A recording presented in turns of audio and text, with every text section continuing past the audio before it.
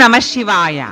రాయచోటి శ్రీ వీరభద్రస్వామి వారి బ్రహ్మోత్సవాలలో భాగంగా పాల్గొన శుద్ధ తదియ శుక్రవారం ఫిబ్రవరి 20వ తేదీ మధ్యాహ్నం 11:45 మహానైవేద్య కార్యక్రమాన్ని నిర్వహించారు.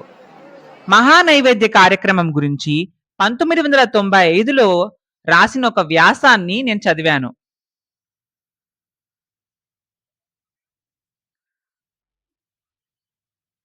మహానైవేద్యం నాటి ముందు రాత్రంతా నైవేద్యానికి అవసరమైన వస్తువులను తుండపల్లి భక్తజనము సంసిద్ధం చేసుకుంటుంది.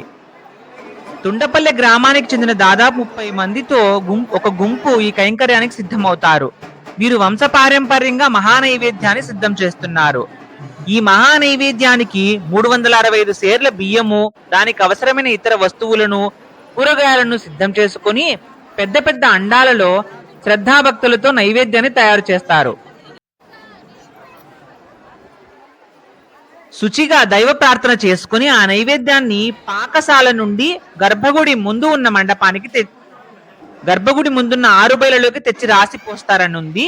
ఇప్పుడైతే మండపంలో వేశారనమాట. ప్రధాన మండపంలో నైవేద్యపు రాశి మనిషి ఎత్తున దాటుతుందట. అంటే మనిషి అంత పొడవు వస్తుంది ఆ రాశి. 365 సేర్ల అన్నము, కూరగాయలు అనేది. ప్రధాన ద్వార లోపలి భాగాన ప్రదక్షిణా ప్రాంగణం లోపల భక్తులు తేనె తుట్టను చుట్టుకున్న తేనెటీగల్లాగా ముసురుకుంటారు.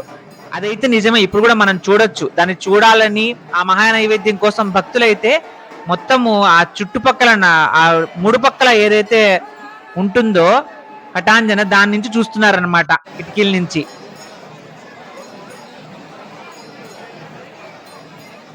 గుమిగూడిన జనం ఒళ్ళంతా కళ్ళు చేసుకుని ఉత్తర ద్వారం ఎప్పుడు తెరుచుకుంటుందా అని ఎదురు చూస్తారు. ఆ ఉత్తర ద్వారం వైపు నుంచి వడ్డేపల్లెకు చెందిన వడ్డెర రాజులు, భక్తులు భక్తి శ్రద్ధలతో అక్కడ వేచి ఉంటారు. ఆ సమయంలోనే అంతరగంగి అమరప్ప గారి వారి సంతానము కొత్తగా వజ్రముతో చేయించిన 3వ కంటిని తీసుకొని వస్తారు. అది స్వామికి అలంకరింపజేసి ప్రత్యేక పూజ నిర్వహిస్తారు. అప్పుడు ఉత్తర ద్వారం తెరుచుకుంటుంది. తళుక్కుమని వజ్రనేత్రపు కాంతి మహానైవేద్యంపై మెరుపులా మెరుస్తుందని, ఆ క్షణములో నైవేద్యపు రాశి కంపిస్తుందని భక్తులు చెప్పారట. ఆ సమయంలో గంభీరమైన వాద్యపు ఘోష ఆకాశాన్ని అంటుతుంది. జయ జయ ధ్వానాలు వినిపిస్తాయి.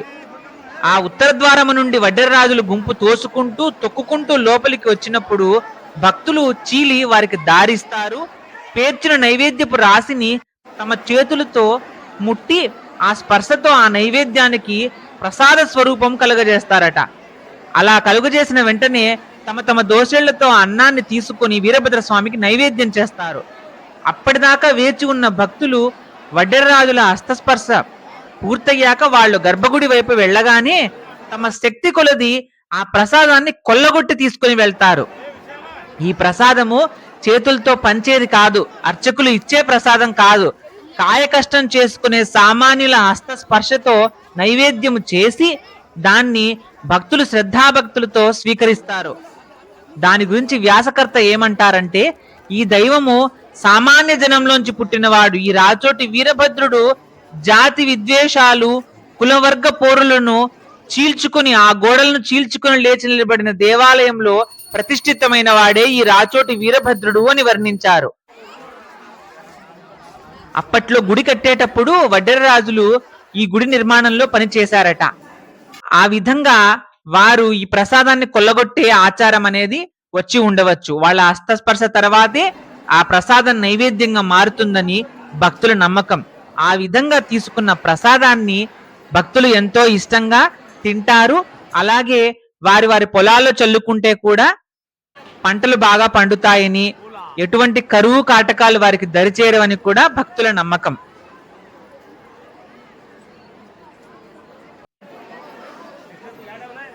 ఇక తరువాత వివిఐపీలను దర్శనానికి అనుమతించారు. సామాన్య భక్తులు దాదాపు 1-2 గంటలు వెయిట్ చేసి అందరూ దర్శనం చేసుకున్నారు.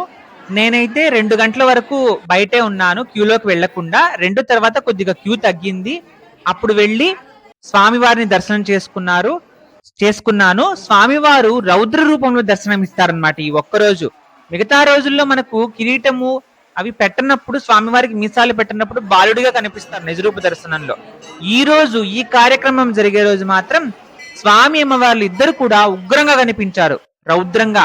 అమ్మవారైతే కూష్మాండ బలి ఉన్నట్టు రాక్షసుడి బొమ్మను ఏదో గుమ్మడికాయ మీద ఉన్నట్టు ఉంది కాళ్ళ దగ్గర. అయ్యవారికి ఏమో ఆయన దశభుజాలతో అన్ని ఆయుధాలు ధరించి దుష్ట సంహారము, శత్రు సంహారం చేసేటప్పుడు ఏ విధంగా ఒక సైనికుడు ఉంటాడో రౌద్రంగా ఉన్నారు. నాలుక కూడా బయట పెట్టి ఆ నాలుక ఎర్రగా మొత్తం రౌద్రంగా. అమ్మ అయ్యవారు కూడా నాకు అమ్మవారిలా కనిపించారు, భద్రకాళి అమ్మవారి లాగే. అమ్మవారు ఏ విధంగా అసుర సంహారానికి అవతారం తీసుకుంటుందో అలా కనిపించారు. తర్వాత విఐపి దర్శనాలు అయ్యాక సామాన్య భక్తుల్ని పంపించారు. సామాన్య భక్తులకైతే నేను వెళ్ళినప్పుడైతే 45 మినిట్స్ దర్శనం అయిపోయింది. తర్వాత తగ్గుతూ వచ్చింది దర్శనం టైమింగ్ కూడా.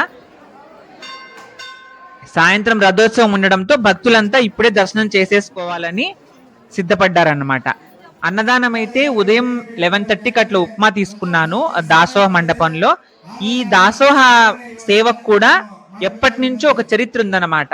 ఆ మధ్యలో ఆగిపోయిందట ఇది, ఎప్పటి నుంచో ఉన్న దాసోహం, అన్నదాన దాసోహం అనేది. తర్వాత అంతరగంగి వంశం వారే మళ్ళీ దీన్ని పునరుద్ధరించారు.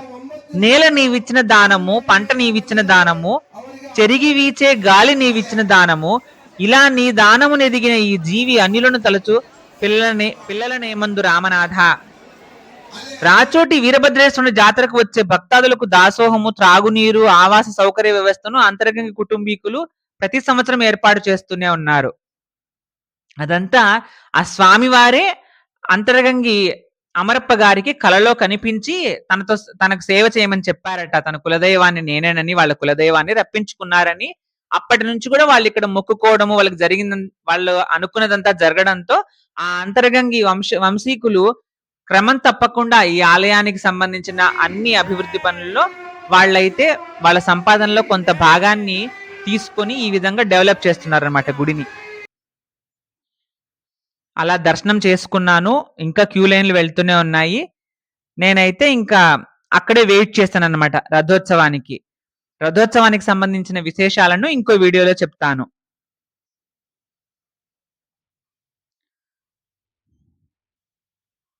మీకు ఈ వీడియో నచ్చితే లైక్ చేసి షేర్ చేయండి. ఇలాంటి మరిన్ని వీడియోల కోసం ఈ ఛానల్ని సబ్స్క్రైబ్ చేయండి. రాయచోటి వీరభద్రుని ఉత్సవాల గురించి, ఈ వీడియో గురించి మీ అభిప్రాయాన్ని కామెంట్ సెక్షన్లో తెలియజేయండి. ఓం నమః శివాయ. నమస్తుభ్యో శ్రీవీరభద్రాయ, నమస్తుభ్యో శ్రీ భద్రకాళి మనోవతంసాయ, నమస్తుభ్యో దురితకర్మ కుఠారాయ, నమస్తుభ్యో రాచోటి పురవరస్థితాయ నమః.